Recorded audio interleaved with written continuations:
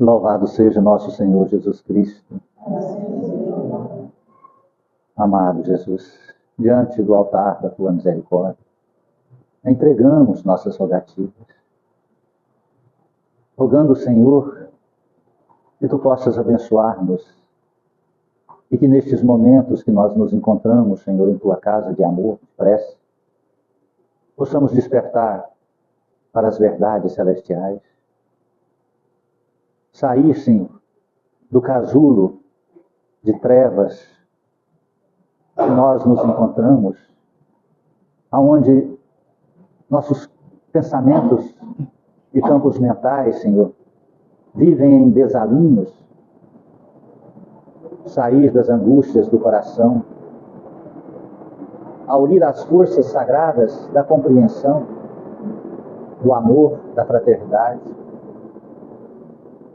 do perdão. Rogamos que tuas bênçãos, amado Jesus, se faça nos lares, nas famílias, nos familiares de todos aqui representados, daqueles que não conseguiram, Senhor, superar as intempéries e aqui não fizeram-se presença. Abençoai, Senhor, aqueles que são contrários ao Espiritismo cristão, por não conhecê-lo, Senhor. Perdoe, não sabem o que fazem. Abençoai, Jesus Cristo, os trabalhadores da tua santa seara nesta casa de amor. Somos aprendizes do teu evangelho, servos dos teus servos, e possamos fazer a tua vontade e espelhar a tua imagem, amado Jesus. Abençoe o alimento que iremos tomar e servir. As mãos laboriosas que o confeccionaram possam receber, Senhor, as tuas bênçãos. Amado Jesus, abençoe, Senhor, este caderno de amor. Cada nome que aqui se encontra, Senhor, aonde estiverem, sejam envoltos, Senhor, na sagrada energia da tua misericórdia, a aliviar as dores, fortalecer, Senhor, na fé e a terem coragem de buscar teus caminhos, na religião que acreditarem, Senhor, mas naquela que professar as tuas verdades de amor e de vida eterna. Nas águas aqui trazidas, amado Jesus, por misericórdia, Senhor, estenda tuas mãos, transformai, Senhor, esta simples água no mais precioso medicamento, no mais poderoso remédio, e que assim, Senhor, na individualidade de cada um sejam colocadas as energias e os medicamentos necessários, e ao ingerir, passarem suas feridas, possam ser aliviados e curados das dores físicas e de toda e qualquer enfermidade espiritual, pois desde já transformam-se em águas fluidificadas. Remédio santo e bendito do nosso Senhor Jesus Cristo. Rogamos, amado, que a tua sagrada luz se faça na colônia Santa Marta, nos hospitais, nas creches, nos asilos, presídios, orfanatos, manicômios, aonde houver um gemido, a dor, a escuridão, o mal, o erro, lá esteja e se faça, Senhor, a tua presença de luz. Abençoai, Jesus Cristo, nossos irmãos católicos, evangélicos, judeus, muçulmanos, e todos aqueles, Senhor, que professam cultos, credos diferentes e diversos do nosso. Que a luz do teu amor, Senhor, possa nos unir sobre a verdade e a prática da caridade se faça, Senhor, na grandiosa dádiva do auxílio mútuo e na fraternidade universal do amor. Possamos compreender que somos todos irmãos. Rogamos que tuas bênçãos se façam, Senhor, sobre o nosso país querido, sobre essa nação que é a pátria do Evangelho, coração do mundo. Não permita que as forças perversas das trevas possam desviar o curso dessa nação tão grandiosa, tão iluminada. Ó, amado Jesus, por misericórdia, Senhor, estendei todas estas bênçãos sagradas sobre toda a humanidade. E que assim, Jesus Cristo, possam ser dissipadas as guerras, as trevas, as brigas, os aprisionamentos, e que os irmãos, Senhor, não possam derramar o sangue de outros irmãos, mas auxiliarmos-nos uns aos outros sobre a luz da caridade e da fraternidade, Senhor. Que possamos caminhar, amado Jesus, a passos largos em tua direção, transformando nossas mentes e corações, fazendo a regeneração em nós. E assim se faça a regeneração planetária, neste planeta de provas e expiações. E que a dor, o mal, as vinganças, as escravizações, os processos obsessivos, possessivos, possam ficar apenas nas lembranças daqueles que venceram a si mesmo. Que Deus seja louvado e que assim seja. Boa noite, irmãos queridos. Sejam muito bem-vindos em nossa singela casa de amor, sobre as luzes abençoadas do Espiritismo cristão, do Evangelho de Jesus Cristo, que nos concedeu o alerta que a verdade é que se liberta e é o único caminho. E ele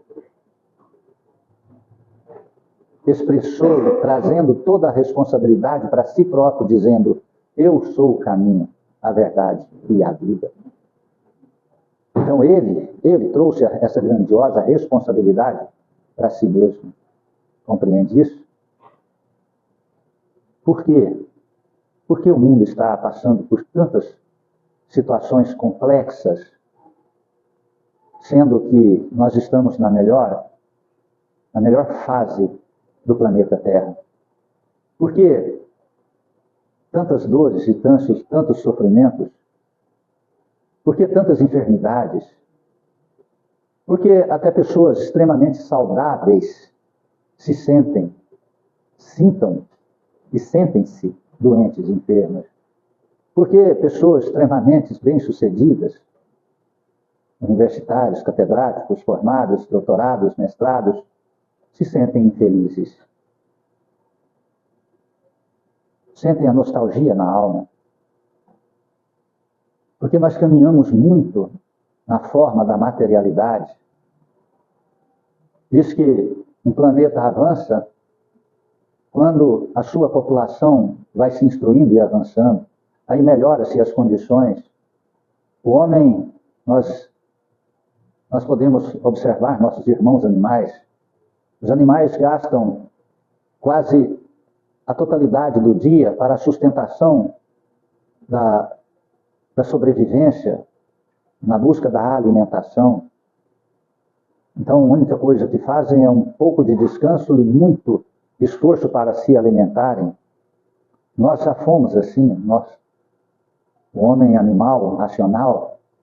Então, hoje, nós gastamos muito pouco para nos alimentar. E, nessa condição, criou-se um aspecto interessante e complexo, porque nós reclamamos que não existe tempo, reclamamos que o tempo está passando muito rápido e sofremos demais com situações ilusórias. Quando nós fazemos uma análise muito profunda de nós mesmos, com toda a verdade e sinceridade em Cristo Jesus, pergunta: quais são os motivos de seus problemas? Quase todos são frutos do passado ou de medos para o futuro. A insatisfação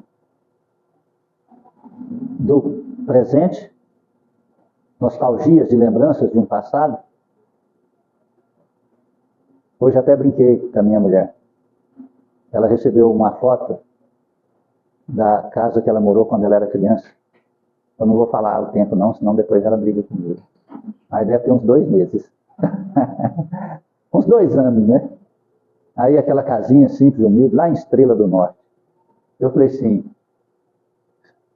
quer que eu compro ela e a gente muda para lá? E nós fazemos lá uma filial do Centro Espírita Recanto da Paz.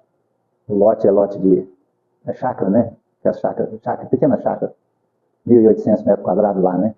Dentro da cidade. Falei: quer? Eu vi que ela assustou. Porque ela estava olhando aquela foto com a saudade, da nostalgia do passado. Ela imediatamente tirou a tela da casa. a foto da casa do celular. Não que apagou, mas saiu da foto. Você está compreendendo isso? Eu vi que aquilo estava trazendo uma nostalgia, uma tristeza profunda na alma. Nós temos que ter muito cuidado com isso. O nosso passado está interferindo sobremaneira no hoje. Então aquilo que foi feliz no passado está dando tristeza no hoje. Aquilo que foi infeliz no passado está dando depressão no hoje. Nós não podemos analisar o nosso passado com os olhos de hoje, com a mente de hoje, com o coração de hoje. Há um tempo atrás, 20 anos, 30 anos atrás,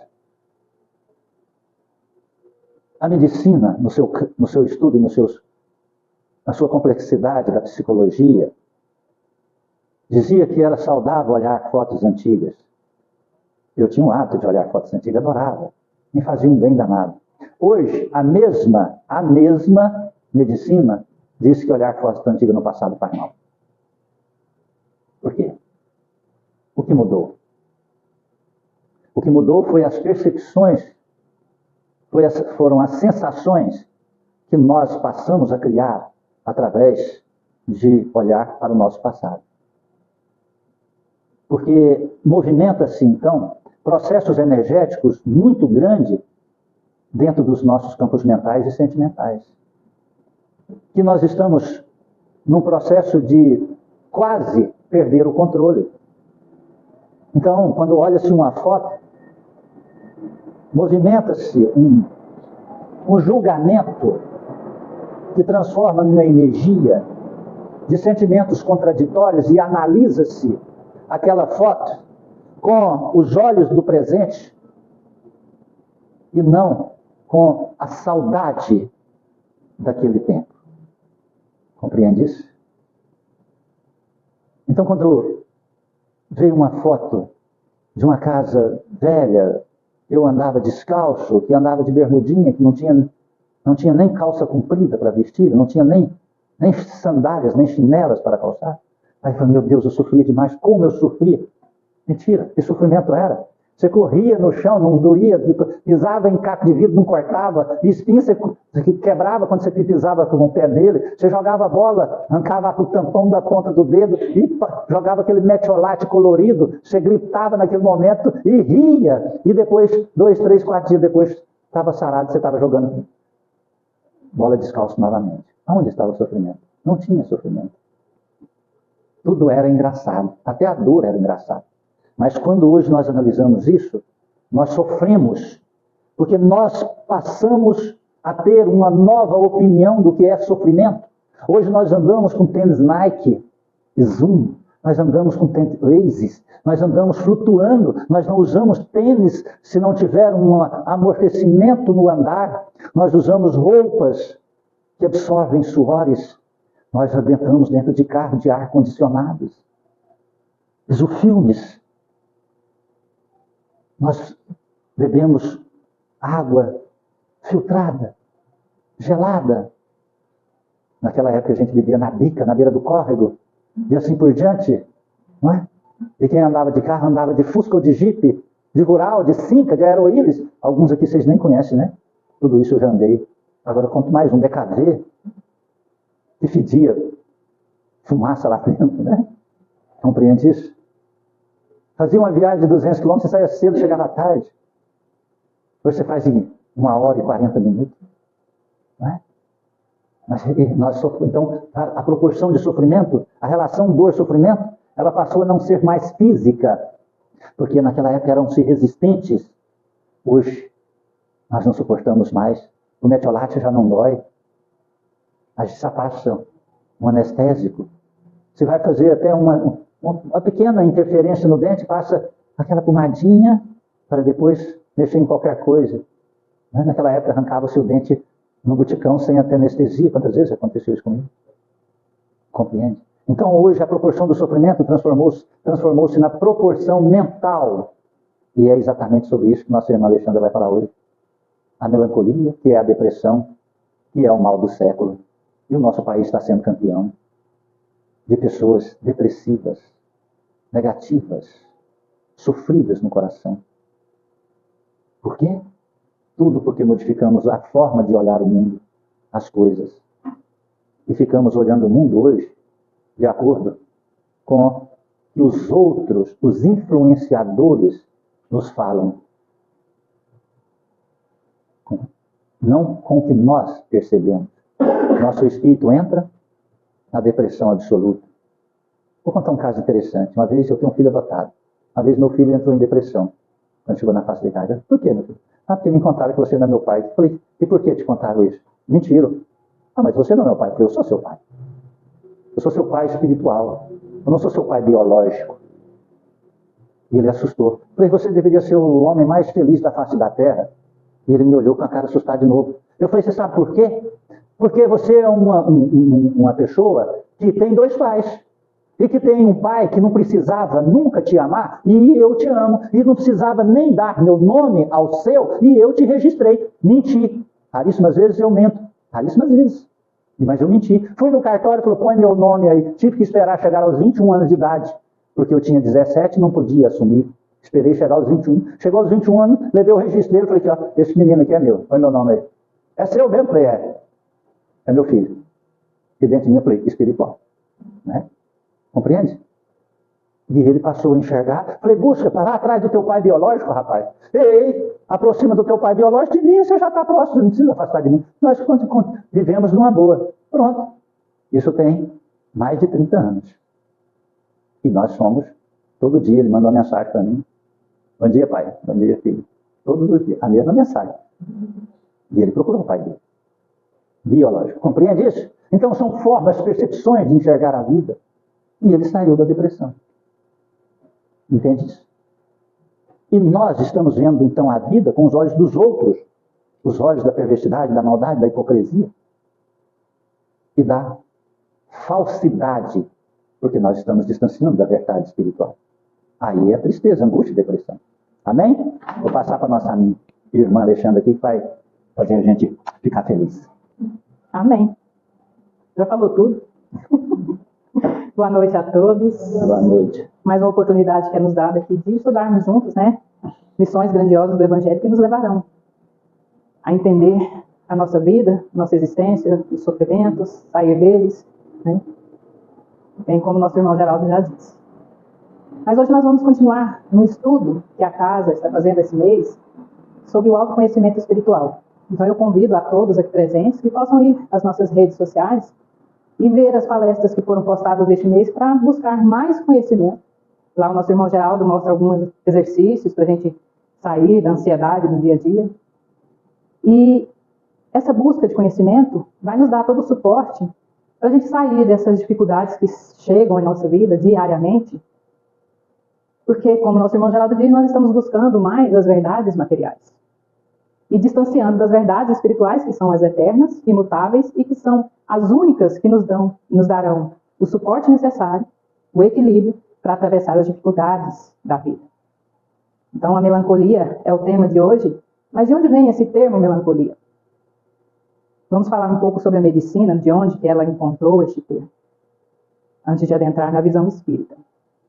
No século V a.C., o médico Hipócrates pesquisava sobre as dificuldades do ser humano e ele identificou em algumas pessoas que elas tinham pensamentos negativos persistentes, sem nenhum motivo. E que as pessoas que tinham esse sentimento, elas perdiam a vontade de viver. Então ele colocou o nome dessa enfermidade na época de melancolia. Fisicamente ela expressava como um abatimento físico, emagrecimento e o olhar fixo no infinito. E é um termo grego. Então lá na Grécia, no século V a.C., que foi criado esse termo melancolia, mas ele existe desde que o mundo é mundo. Para a psiquiatria, a melancolia ela é uma síndrome mental que consiste nas sensações de inutilidade, pensamentos negativos, insônia, ideias fixas de morte. Então, tem N sensações que a melancolia, que nada mais é do que a depressão, existe no ser. E para a psiquiatria, a melancolia é apenas um sintoma da psicose maníaco-depressiva. Já o pai da psicanálise, Freud, ele definiu a melancolia como uma identificação mental que a pessoa tinha, que se assemelhava Há um luto, mas sem ter uma perda definida, existente. E aí o Espiritismo? Como que o Espiritismo enxerga a melancolia e como o Espiritismo, né, nos auxilia a identificar e a sair destes pensamentos, sentimentos negativos que nós vamos criando, absorvendo, trazendo de outras existências. Mas antes de falar sobre a visão espírita, eu vou ler a lição de hoje, que é a melancolia, porque ela vai nos dar uma clareza de como que nós nos sentimos e como que nós temos que fazer para não permitir que esses sentimentos de baixo teor sejam maiores do que a nossa vontade de viver e de evoluir. No Evangelho segundo o Espiritismo, no capítulo 5, bem-aventurados os aflitos, a melancolia. Sabeis por que uma certa tristeza se apodera às vezes de vossos corações e vos faz achar a vida tão amarga? É o vosso espírito, que anseia pela liberdade e felicidade. E no corpo que lhe serve de prisão, esgota-se em esforços inúteis para dele sair. Mas ao ver que não consegue, cai em desânimo. E o corpo sofre uma influência com o enfraquecimento, o abatimento, uma espécie de indiferença que se apoderam de vós e julgai-vos infelizes. Acreditai em mim. Resiste com energia essas impressões que enfraquecem a vontade. Esses desejos de uma vida melhor são próprios do espírito de todos os homens, mas não a procureis aqui na terra. Neste momento, quando Deus vos envia seus espíritos para vos instruir sobre a felicidade que vos reserva, esperai pacientemente o anjo da libertação que deve vos ajudar a romper os laços que mantêm o vosso espírito cativo. Lembrai-vos de que tendes a cumprir durante vossa prova na terra, uma missão. E não duvideis nunca, seja na dedicação à vossa família, seja no cumprimento dos diversos deveres que Deus vos confiou. Se no decorrer dessa prova, ao desempenhar vossa tarefa, virdes os deveres, as preocupações, os desgostos, investindo contra vós, sede fortes e corajosos para os suportar. Enfrentai-os corajosamente, são de curta duração e devem vos conduzir para perto dos amigos por quem chorais, que se alegrarão com vossa chegada entre eles e vos estenderão os braços, para vos conduzir ao lugar onde os desgostos da terra não existem. Que assim seja. François de Geneve foi o espírito que trouxe essa mensagem a Kardec, quando codificou o Evangelho, nos traz a seguinte mensagem no início. Em nossos corações, por vezes, é alcançado por uma tristeza e a gente vê a vida amarga. Eu acredito que todos estão no planeta Terra, se ainda não sentiam essas sensações e não sentiam. Eu pedi no início que todos pudessem ir até as nossas redes sociais, ver as palestras, porque na semana passada o nosso irmão Geraldo deu uma informação muito simples e muito clara, um exemplo, que nós compreenderemos o porquê de tanto sofrimento que nós estamos passando, pelos distanciamentos dessas verdades. Ele deu o exemplo de quando a gente sai e se perde, não encontra o caminho que a gente estava seguindo, procurando. Hoje está mais fácil, né? Com a Google Maps, Waze, aí é difícil se perder, mas a gente ainda se perde. E quando a gente se perde, a gente fica ansioso, desesperado, com medo. E ele disse que o nosso espírito, dentro do nosso corpo, está com essa mesma sensação de perdido, sem rumo, por conta dos nossos sentimentos, dos nossos pensamentos, das nossas vontades, das nossas emoções que estão em desalinho com as verdades de Cristo. Nós sabemos que nós não estamos encarnados nessa vida pela primeira vez. E nós reencarnamos sempre com o único propósito de evoluir. E durante essas reencarnações, nós vamos desenvolvendo em nós, na nossa essência, aquilo que foi depositado desde a nossa criação, o germe depositado em nós, e Deus depositou em nós, que é o amor. O amor, ele só se desenvolve através da moralidade e da inteligência. Mas durante as nossas reencarnações, nós vamos desobedecendo as leis naturais de Deus. E Deus, que é misericordioso, por permissão dele, foi nos dada a lei de causa e efeito. E a cada vez que nós desobedecemos as suas leis, automaticamente nós vamos criando em nossas existências provas e expiações a cumprir, como forma de corrigir os erros cometidos e as consequências desses erros. Mas nós só conseguiremos passar por essas provas e expiações e vencê-las se tivermos a resignação, a aceitação dessas provas, que elas vêm como uma experiência para que nós possamos atravessar com dificuldade, aprender e não mais errar. Nós sabemos que depois de toda tormenta vem a paz, a tranquilidade e a harmonia. Mas Para isso, nós precisamos aceitar. E um dia nós conseguiremos chegar na nossa tão sonhada evolução. Mas não é evolução, não, desculpa, perfeição. Mas não a perfeição absoluta de Deus, porque só Ele tem essa perfeição. Nós teremos a perfeição relativa. O Espiritismo nos ensina que cada prova e cada expiação, ela só dura o tempo necessário para aquele que a sofre.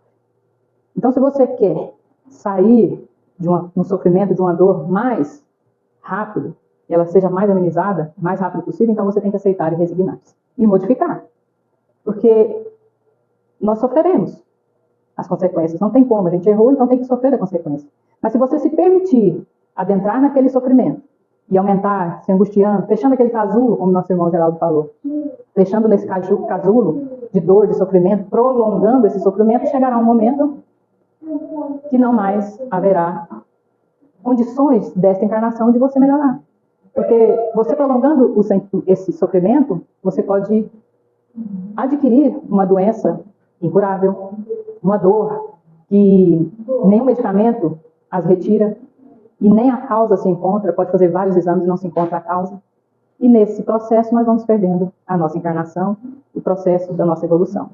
Um exemplo simples nessa questão. Duas pessoas recebem o mesmo diagnóstico de câncer.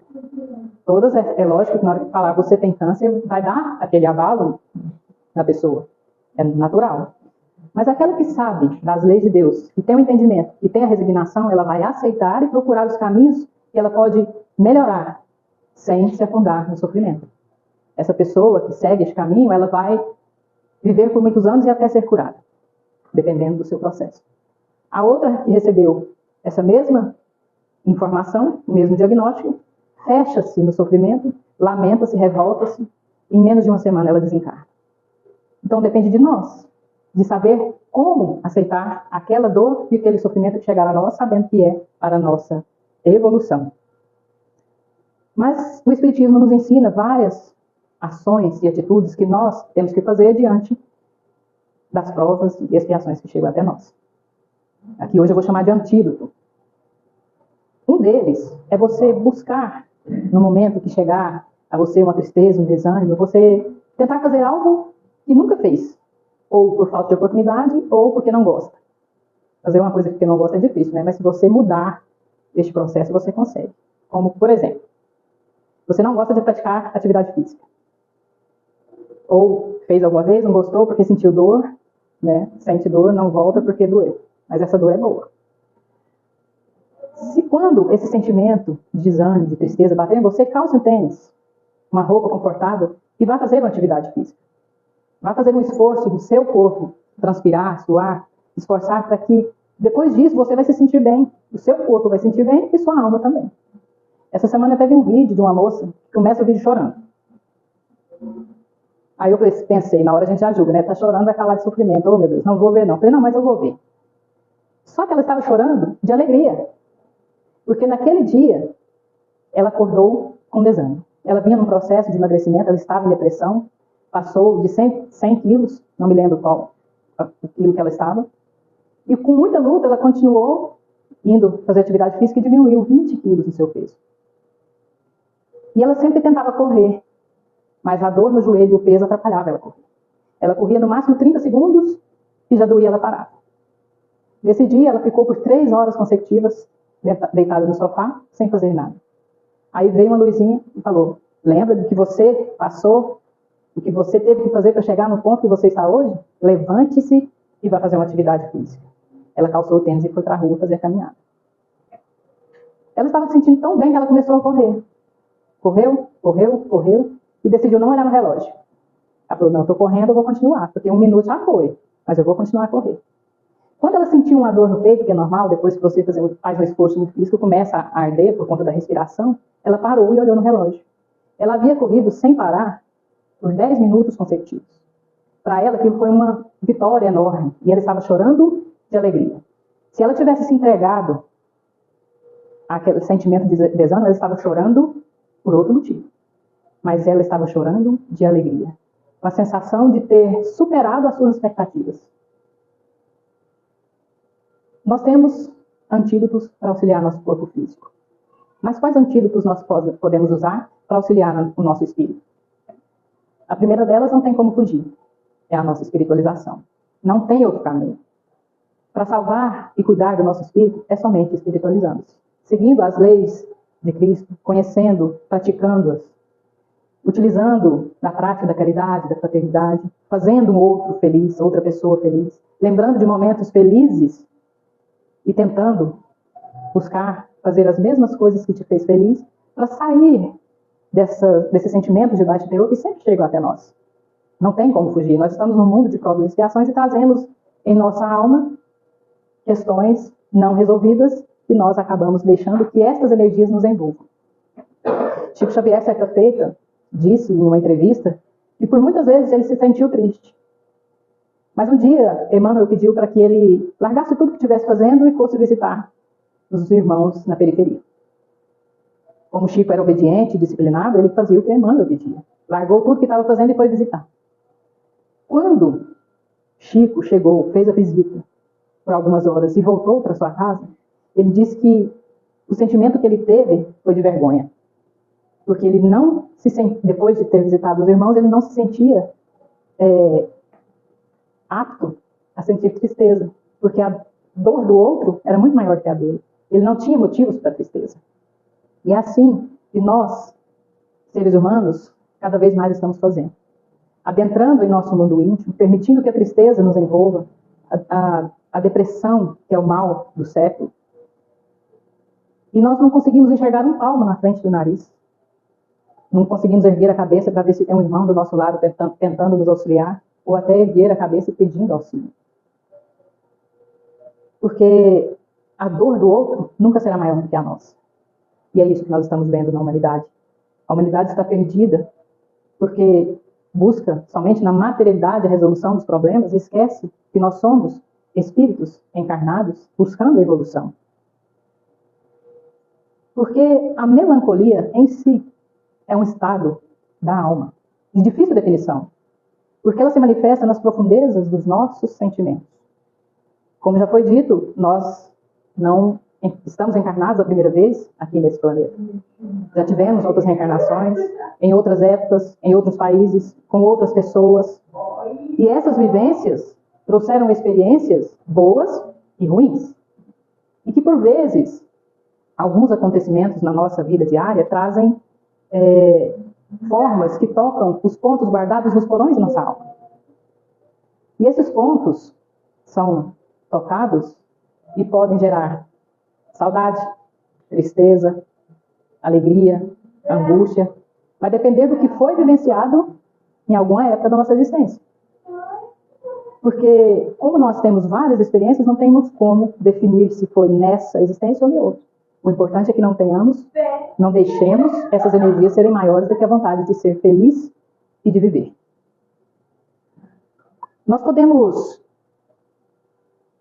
entender também que esses pontos guardados, como por exemplo a tristeza, a melancolia, que a melancolia nos traz, é tão simples um exemplo que quando acontece muitas vezes a gente não percebe.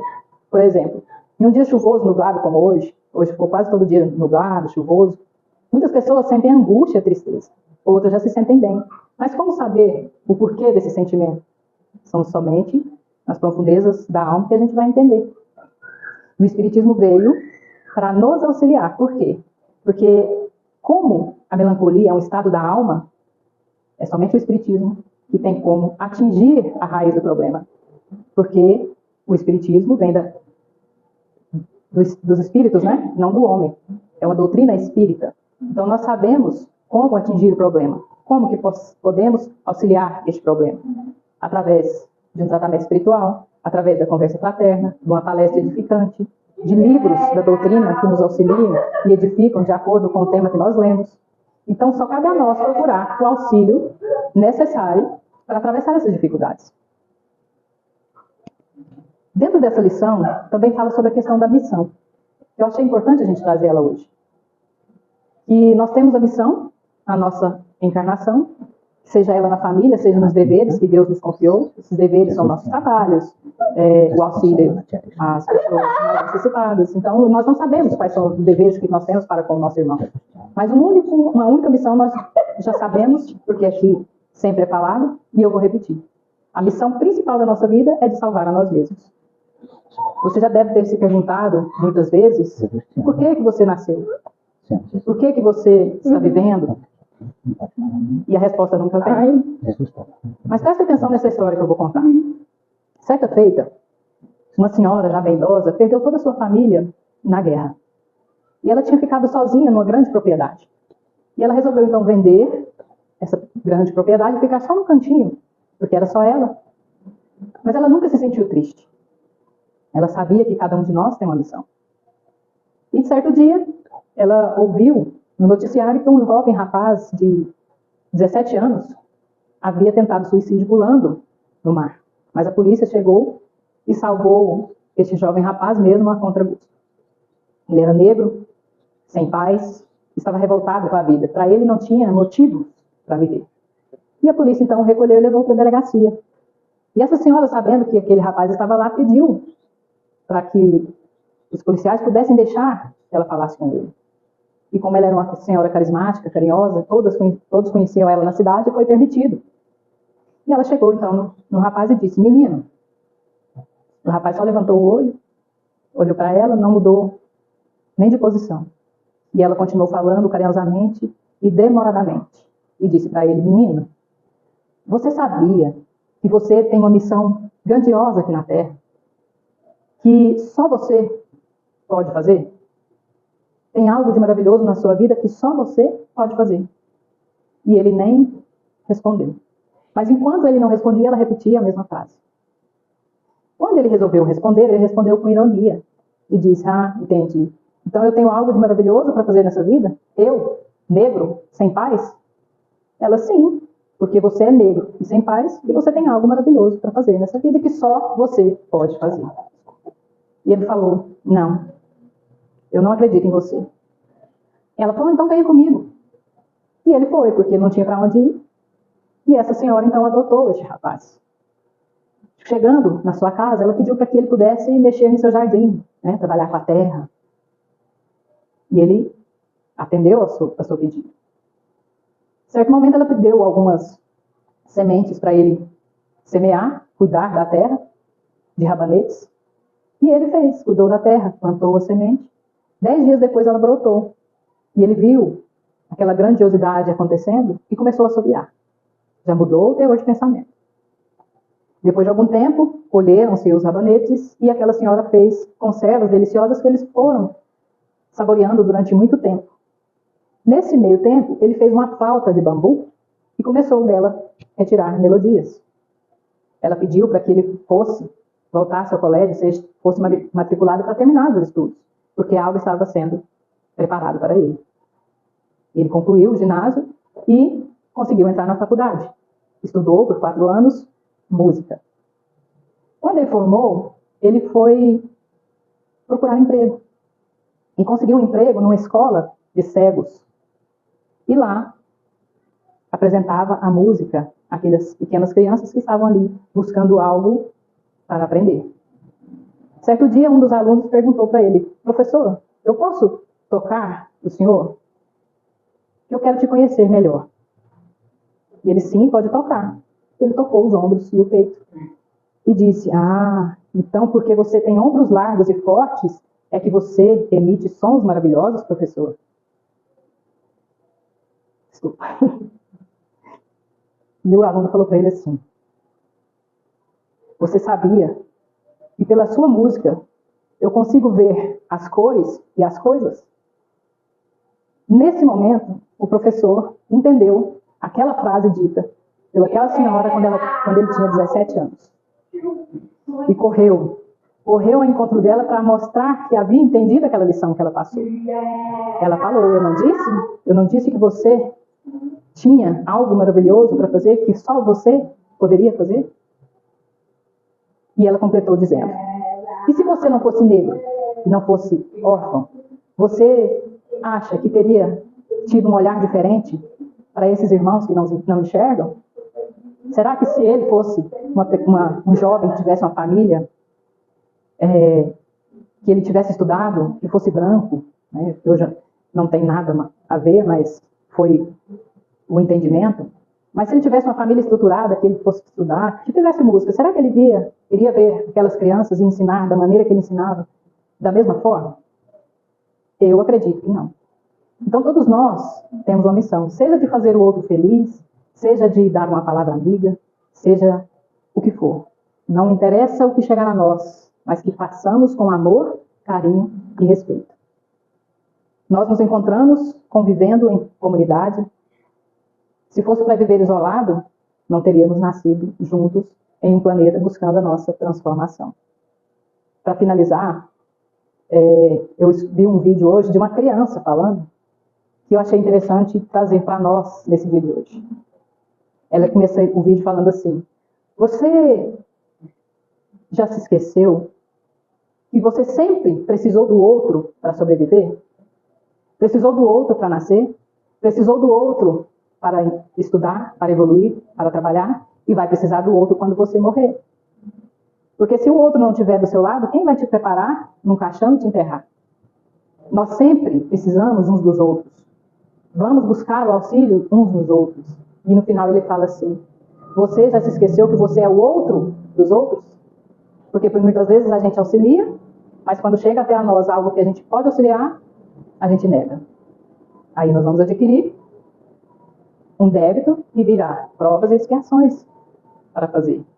E enquanto temos tempo nessa encarnação, vamos buscar no nosso convívio com os nossos familiares, com aqueles que convivem conosco no nosso dia a dia, praticar o que Jesus nos mostrou e nos ensinou. Fazer ao próximo o que gostaria de fazer com nós mesmos. Então, como nosso irmão Geraldo, Jesus colocou a ele a responsabilidade, porque ele disse que ele era o caminho, a verdade e a vida.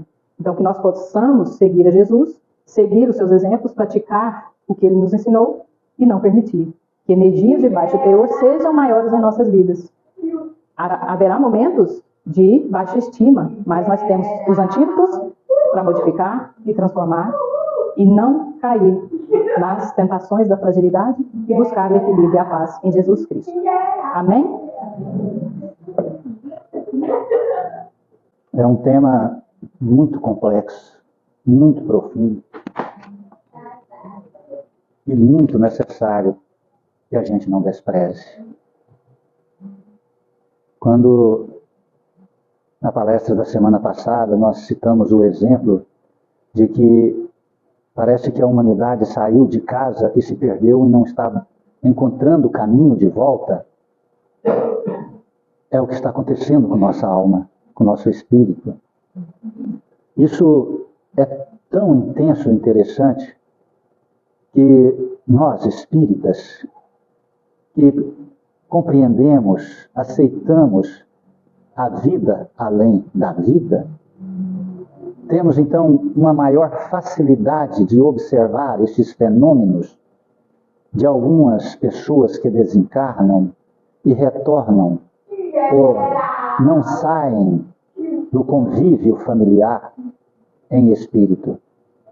O seu corpo carnal é levado para determinado lugar onde será guardado, no cemitério, incinerado, na cidade onde ele mora, na cidade onde nasceu, mas o seu espírito não fica, nunca é raro. Só aqueles que estão aprisionados no processo das energias vitais que ainda não acabaram, mas eles voltam para o convívio familiar e continuam as mesmas situações de quando encarnados, ocasionando sérios distúrbios no processo familiar, porque estão perdidos, não aceitam voltar para casa, as muitas moradas da casa do Pai. Assim como nós estamos na carne, nós não estamos permitindo o nosso espírito vivenciar as leis naturais da criatura, que é estar encarnado, mas somos espíritos, e que o passado tem que ficar no passado, e que não há como eu apagar, escrever numa folha de papel a lápis e passar uma borracha apagando. Não, eu nunca vou esquecer o que passou comigo, mas eu posso fazer uma nova perspectiva de olhar a situação com um olhar positivo para salvar a mim mesmo e o entendimento ou a aceitação do problema. Uma frase que eu uso para mim é a seguinte: se isso não tem solução agora, então já está solucionado agora. Eu não preciso ficar nervoso, nem ansioso e nem conflitar por este problema agora. Não depende de mim resolver isso mais, porque eu exauri todas as oportunidades e forças para resolvê-lo e ele não resolveu, então eu tenho que aceitá-lo. E aguardar, nesta aceitação, que esse problema se dilua ou que ele já esteja solucionado. Um ladrão entra na tua casa, isso é hipotético, não vai entrar, rouba uma televisão que você gostava demais. Vou pôr uma televisão mais simples, uma 50 polegadas, de última geração. Você fica extremamente revoltado, trabalhou arduamente, economizou, às vezes, privações para comprar aquela televisão. E você resolve nunca mais comprar outra televisão. Então ficou marcado. Aquele ladrão não levou só a sua televisão. Ele levou também o seu gosto, a sua vontade, a sua alegria de viver. Porque se você sentia prazer, era um lazer que você tinha de vez em quando de assistir a televisão, você não o terá mais. Porque você tem medo de ser roubado novamente. Então isso está acontecendo no processo da felicidade humana. O ser humano está com medo de ser feliz. Porque alguém um dia, ou ele mesmo, tirou uma felicidade em alguma etapa da sua existência. Nós, espíritas, temos uma visão mais abrangente da verdade, da realidade, da humanidade, porque olhamos com um olhar além do presente, além do corpo físico, além da materialidade, e nós costumamos dizer e avisar sobre os aspectos da materialização das religiões. Não estamos falando mal de nenhuma religião. Não estamos pregando que você desista da sua religião. Não. Mas que você acrescente esse olhar mais além do que a religião que talvez você professa esteja materializada. E a religião que está materializada, ela não tem fundamento para uma existência eterna e ela está contra as leis naturais do Criador. Porque nós não somos materializados, nós estamos materializados. Quer uma explicação simples? É o fenômeno da água. Quando você vê a chuva cair, você fala, meu Deus, é o milagre, o céu está chorando. Como isso pode acontecer? Ao ignorante, ao incrédulo, ou ao aquele que tem uma fé sem conhecimento e sem razão, ajoelha no chão e vai fazer louvores à chuva, se ele, aquela chuva, for beneficiar a sua plantação, salvar seus animais, ou ele vai blasfemar que a chuva ele está com medo, vai ocasionar alguma coisa ruim na vida dele. Mas, para aquele que tem um mínimo de entendimento, numa sociedade que tem a abertura de todas as informações, vai pensar, qual que é o ciclo natural da chuva? Inicia-se nas geleiras do Ártico, como rochas duras, congeladas através dos milênios. Lentamente vem a transmutação dos fatores energéticos. Começa lentamente a soltar um iceberg. E ele caminha por ondas e vai se diluindo aquela matéria bruta em líquido, que transforma a cada vez que distancia do gelo ártico em líquido. E quando vai se estendendo às localidades de um sol mais abrasador, aquele líquido se transforma em vapores. E esses vapores sobem aos céus, formam as nuvens e faz o milagre da chuva. Olha que coisa mais simples. Assim somos nós. Assim somos nós estamos na matéria. Nós somos o gelo Transforma-se essa matéria em processos energéticos no duto etéreo, no corpo perispiritual e na essência espiritual. É um processo natural do ser. Nascer, crescer, morrer, renascer, evoluir sempre. Então, eu peço perdão se muitas vezes não entendem ou não compreendem, ou eu não explico, ou pela minha falta de cultura. Às vezes, falo das religiões materialistas, mas a materialidade está levando o homem à infelicidade. Porque materializa-se a fé querendo conquistar situações e elementos. Quando não consegue, perde-se a fé. Vem a descrença. E quando vem a descrença, distancia-se do Criador, do Eterno, do Espírito.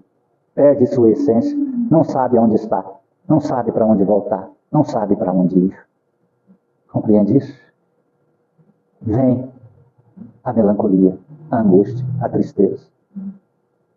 Materializa-se então os desejos para se sentir vivo, para se sentir a vida.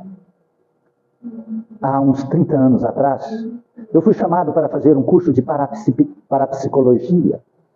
Começaram a arrebanhar a cúpula mediúnica do estado de Goiás para fazer esse curso.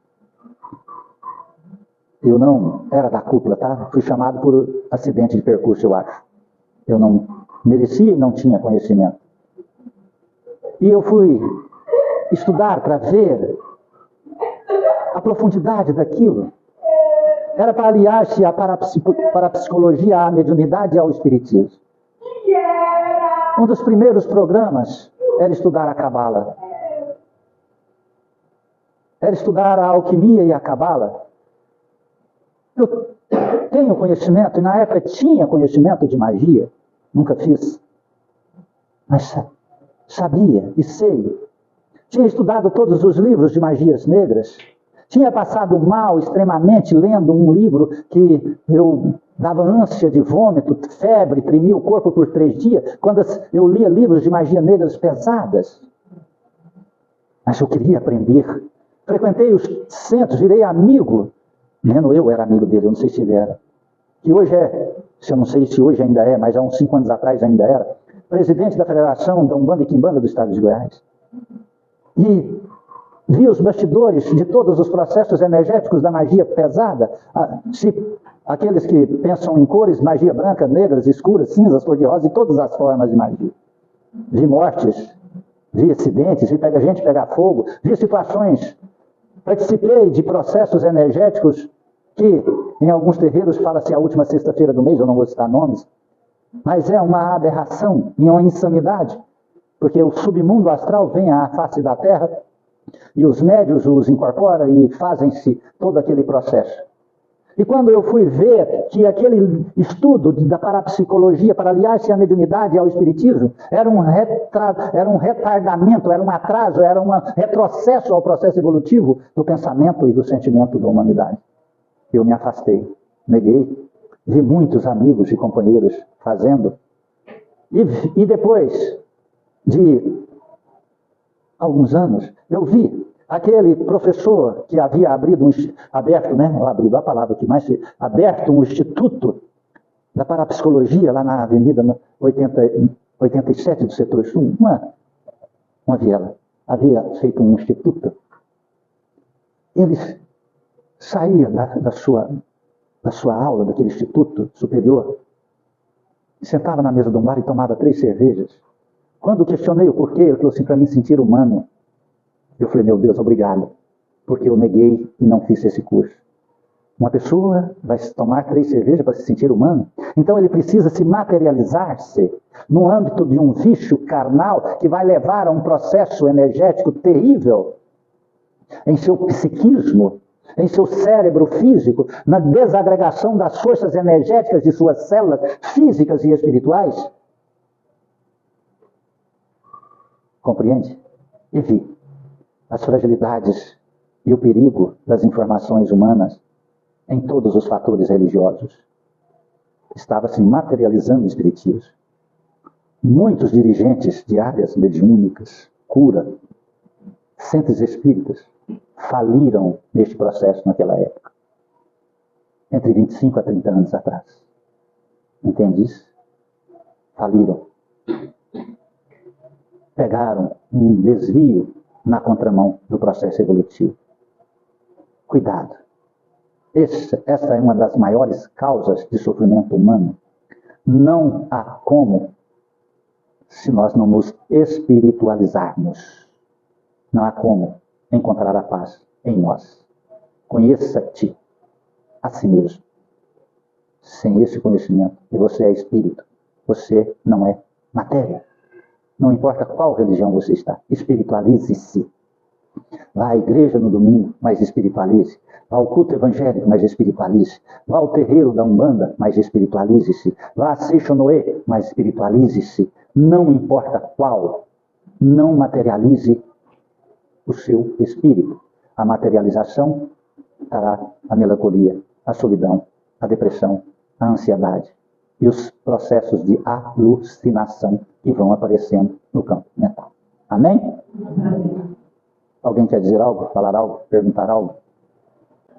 Fechemos nossos olhos. Agradecemos a Deus por este momento tão precioso. Perdoe-nos, Senhor, por tantas falhas que trazemos na alma. Abençoe, Senhor, esta casa espírita, que tem como único propósito, Senhor, evangelizar e viver a Tua verdade. Estamos distantes de merecer falar das Tuas verdades, porque ainda, Senhor, em nós encontra-se a fragilidade da matéria. Abençoe, Senhor, encarnados e desencarnados, que aqui acordam-se e que possam ser aliviados de Teus tormentos, de suas dores, e que a paz, Senhor, esteja em cada coração. Rogamos que abençoe-os de retorno aos seus lares, suas vidas, às suas famílias. E em Tuas mãos, amado, nossas vidas entregamos. Pai nosso que estais nos céus, santificado seja vosso santo nome. Venha a nós o vosso reino. Seja feita a vossa vontade, assim na terra como nos céus. O pão nosso de cada dia dai-nos hoje, Senhor. Perdoai as nossas ofensas. Ensina-nos a perdoar a quem nos tem ofendido. Não nos deixes entregues às tentações e liberte-nos, ó Senhor, da prática de todo mal. Cubra-nos com Teu manto. Fique em nós, hoje e sempre, e assim seja. Agradeço a presença de todos. Peço perdão se alguma palavra que eu disse, que a nossa companheira irmã Alexandra disse, ofendeu ou feriu seu coração. Que a paz e o amor de Cristo esteja em nós, hoje e sempre. Amém?